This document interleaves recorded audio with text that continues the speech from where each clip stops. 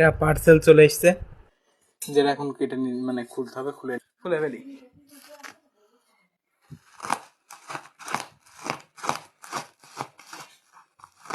ধরো।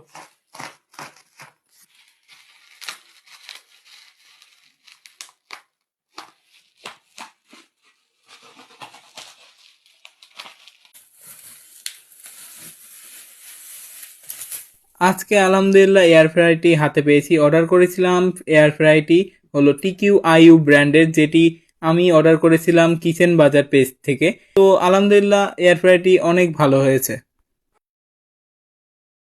দেখছি এগুলো সব ঠিকঠাক আছে কিনা। এটা হলো ওয়ারেন্টি কার্ড, আর এটা হলো মানে এয়ার ফ্রাইটার ভিতরে। এখন বের করি, দেখি, চালু করেও দেখতে হবে যে চলছে কিনা। তো এখন খুলছি, খুলে দেখি। আর এটা খুলে না কেন? এই ও ও টেপ মারা। তো এখন এই টেপ মারাটাও খুলে নিই। দেখেন একটু হলে নিচে চল যেত, নিচে পড়ে যেত। একটু দূরে সরাই খুললাম। এর ভিতরে আছে প্লাগ, যে প্লাগ দিয়ে বোর্ডে এটাকে মানে লাগাবো, কারেন্টে দিয়ে দিলে এই চালু হবে। এটার সাথে আর কি কি আছে সেগুলোই দেখছিলাম।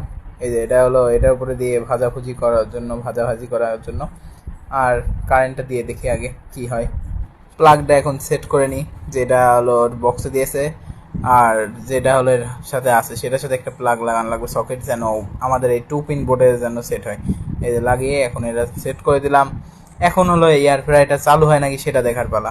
এয়ার ফ্রাই যে কোন জায়গাতে চালু হয় সেটাই তো আমি জানি না। তারপরে যে বললো আমার বোন যে এটা সামনে এই কোল সুইচ দিয়ে চালু হয়, যে লাগিয়ে এটা ঘোরালাম, দেখছি চালু হয়ে গেল।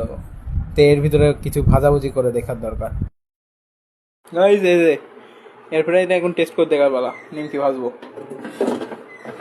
আগে থেকে রেডি করা ছিল,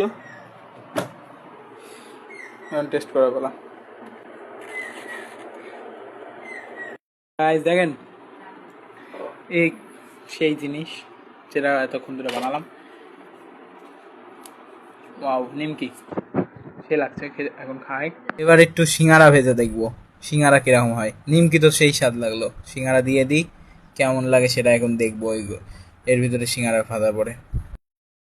গাইস এই সিঙ্গারাগুলো ভাজা তো হয়েছিল সুন্দর, খেয়েছিও সুন্দর, কিন্তু এটা যে ভিডিও করব খাওয়ার সময় কিরকম হয়েছে সেটা করতে ভুলে গেছি।